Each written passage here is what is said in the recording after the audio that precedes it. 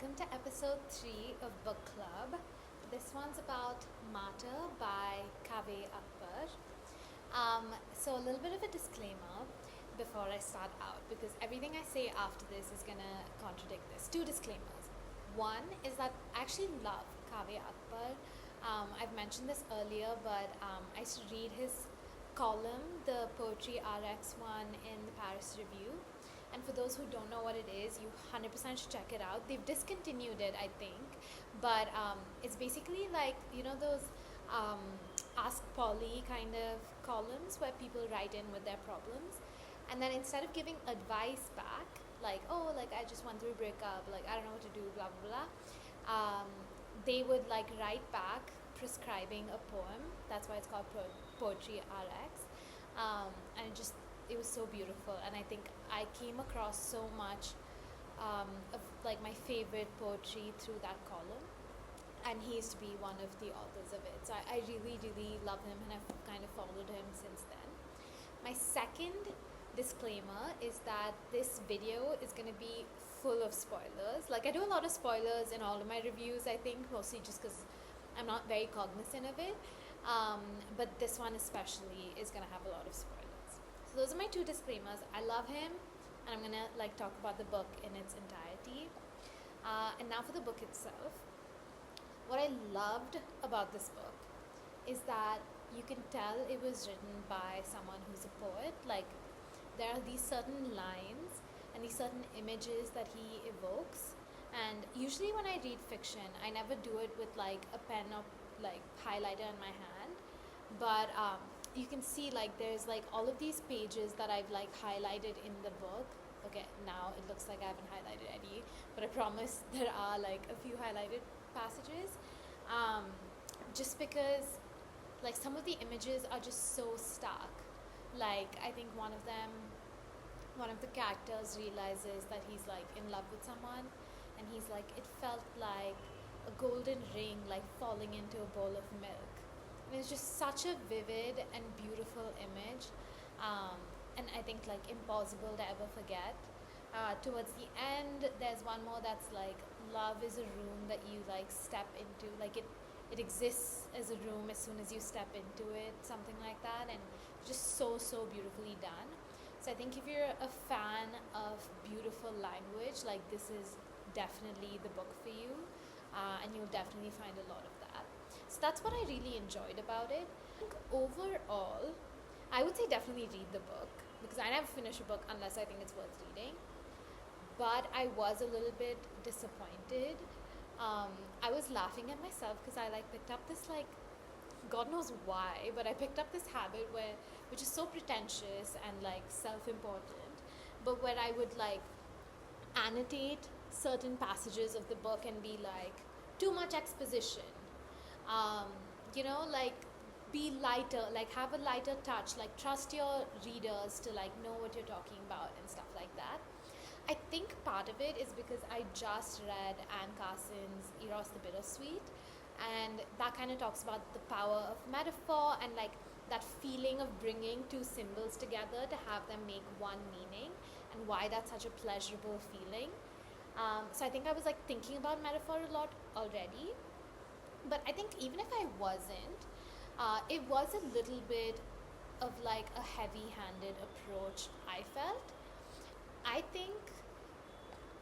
think he's super smart and clearly has read a lot of literature, like a lot of theory. Like there's one conversation where these two friends are talking, or I think it's like one of the fictional conversations that happens in the books, and he's like, to quote Ta-Nehisi Coates, and then the other person's like, do not be quoting him at me. And I was like, honestly, I kind of feel like that throughout the book, you're like quoting all of these people at me. Like there's one part towards the end, and it's like a very rich, very pivotal scene, and he kind of talks about like, oh, I remember reading that the beginning of civilization is when the femur bone, like the first healed femur bone, because it was someone who like clearly was immobilized and was taken care of, and that's the beginning of civilization, not tools or weapons or any of that stuff. And it's a very beautiful thought, but I feel is a thought that we've all come across on the internet. Like it's one of those pieces of culture that just kind of everyone knows, you know. I don't know if everyone knows it, but it just feels very common to me. And so I'm so used to seeing it like as a Tumblr screenshot or like on Twitter or whatever, that when I saw it in this book, it like immediately like took me out of the scene, and I was like, okay, like let's get on with it. Which is unkind, I know, because I'm sure not everyone would have seen it, but just like there were a lot of moments like that in the book where he would say something really beautiful, really impactful. It would be like a moment or a scene or a metaphor or something like that. And then the next two lines after that, he would explain it to you, right? Just to make sure that you got it. And those two lines kind of ruined it for me. Like, okay, now I'm doing what he kind of did in the book. But, you know, there's that quote that's like, you only know, like, the thing that makes a note the right note or the wrong note, like when you're playing music, is the two notes that come after it, right? And you can have the most beautiful image, metaphor, scene, dialogue, and then kind of ruin its effect by being like, you got it, right? Like kind of like explaining the joke, but explaining things that are like much heavier and darker.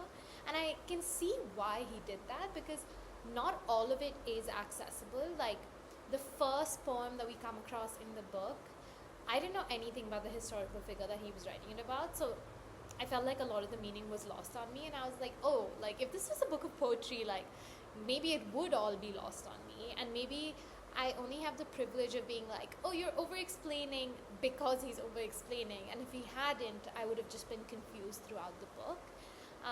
So I'm sure it's like a hard line, and also like, I don't know, like I'm sure there was a lot of things taken into consideration. I'm sure he had like a real editor and not just me writing in the columns being like, don't over explain, like scratching out lines and stuff like that. So honestly, like the major thing for me in this book that would have made it a lot better personally was like if like two sentences after every metaphor were crossed out, I would have been like, this book is amazing, guys, like pick it up for sure. So that's one of my complaints. The second complaint is with the story itself. I honestly loved it. I loved it till like the 85% mark. And then, okay, so this is the big spoiler. So if you want to read the book, don't listen on. But this is a natural pause. I wasn't even like waiting for the spoiler stuff. But the fact that she's his mother just made me feel like the carpet was pulled out from under my feet, but not in a good way. Like I wasn't like, wow, what a twist.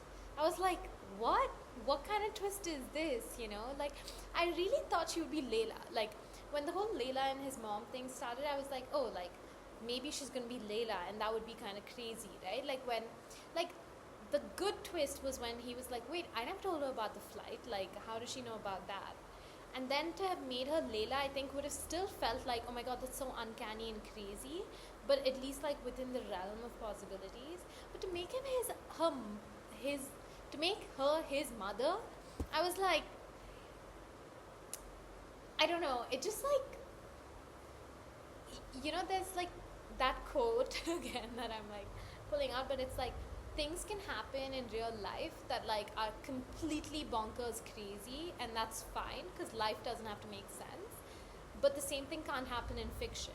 Like you can't have a crazy like coincidence in fiction, because like the bar for reality within fiction is higher than the bar in reality itself. So like this just felt like, okay, like whatever, I don't know, I was just like kind of defeated by the whole thing, I think. It just felt like unbelievable, and I don't think it really like added much to the story. Like I honestly don't think it added a lot to the story. Like I think even if he thought she was Layla or thought she was his mom, and then it turned out it was just like a random lady and she just happened to know the story somehow, I think even that would have been way more powerful than this ending. So that was something that I found kind of disappointing. I also, okay, I have multiple complaints, clearly. I don't know why I'm like, oh, and one more complaint. Another thing is, like, I felt like all the voices were so similar. Like, his dad felt a little bit different, and maybe his uncle a little bit, but mostly his uncle felt kind of like detached from the rest of the book, and I wasn't really sure, like, why he was there, beyond, obviously, the connection to the war and stuff like that. But, like, his mom's voice, first of all, sounded completely different from the end of the book to like the middle of the book, but also sounded almost exactly like his. Like, I was reading that scene where she and Layla are in the cab together, and she's like, I can't stop looking at her and stuff. First of all, when they made out, I was so shocked because I was like, I didn't see this coming at all, in like a bad way. I was like, I don't feel like there's any kind of connection between them, or like, I don't know if I misread it. But the cab scene before that, I was like, I don't know why. I was like, this sounds like a man. Like, this does not sound like a woman's internal monologue, and not because she's calling Layla beautiful. Like, I've read other books when like women have been attracted to women and like talking about how beautiful they are, but I don't know, like, I just feel like the voice didn't change enough, like, from person to person to justify the multiple POVs, which then felt kind of like, then why are we doing multiple POVs, and would it have been more powerful like in a different, like, if the narrator was kind of removed from the scene? So that's another thing that I found kind of strange. And then I think this is my final complaint about the book, but Z, like his roommate that he falls in love with, or is kind of in love with, but not really in love with, I don't know, like, the last scene was fictional, I think. I could be wrong, but I'm also like 99% sure it was one of his dream sequence conversations that were happening. So like, the whole situation with his roommate Z doesn't feel like a real person at all. He's given like 2 or 3 characteristics. Most of those characteristics are like music, like he likes music, and he likes Cyrus, and he accompanies Cyrus like in his drug-fueled, alcohol-fueled days, but is not an addict, and therefore is like not on the same, it's not as much of a personality trait. I don't know, like, I don't know if I just missed a bunch of other stuff. Like, I think the chapter where both of them are working in that creepy guy's yard and Cyrus like hurts his foot is a beautiful chapter. Like, I think that's super, super well done. And that's where one of the images I talked about, like the golden ring like falling into milk, is from. And like the scar, and like the fact that he talks about the scar multiple times before that scene happens, and also like doesn't really talk about it at all after that until like, I think like literally 2 other times that he like mentions it towards the end of the book. But that scene was beautiful, but most of that scene was Z being in love with Cyrus, which is fine, but like there's not much else about Cyrus. Like, Cyrus is just like, hey, I mean, Z is just like, hey Cyrus, don't die. Like, I don't like it when you like talk about killing yourself. Also, I like music, I buy records and stuff, and I wear a shirt which has light on it, which by the way was like, literally my eyes like popped out of my head, like, you know, like Bugs Bunny, like how they do that. I was like reading this in the car back from work, and there's like this scene where it's like Z walks in with like a shirt that says light on it, and I was like, what? I was so shocked. But yeah, so I didn't really like that part either. And I know that you're not supposed to, like, Cyrus isn't like the paragon of virtue, but like, he was super self-involved and like self-conscious, and like that whole scene with the coffee and stuff like that. Like, I get that that's the point of the scene, but it just felt, it felt like incongruous with who he was in the beginning of the book, even though even in the beginning of the book he was super flawed and like self-doubting. I mean, like, it literally starts with him being like, is this a sign from God, when like the light bulb flickers, and you're like, oh yeah, like, is it a sign from God? So like, he did have that from the beginning, but I don't know, like, at some points I was just like, you're just annoying. Like, there's a difference between the character being annoying and like knowing that they're annoying and kind of this thing and that thing. Like, kind of like, I just recently reread My Year of Rest and Relaxation. In that, you're like, oh, she's crazy. Like, she's annoying, she's obnoxious, she's vain, she's all of these things. But like, you know that's the point, you know, and it doesn't make you feel annoyed or like whatever towards that person. You're still able to like be really interested in the character's journey. But there were parts of this book where I was kind of like, especially towards the end, I was kind of like tired of being in Cyrus's head, and it kind of felt like, this is a harsh thing to say, but it kind of felt like the same notes over and over again. It's like addiction, and he does talk about addiction in a really beautiful way, but it still felt like not super real in this book towards the end of it. Like in the beginning it did feel really real.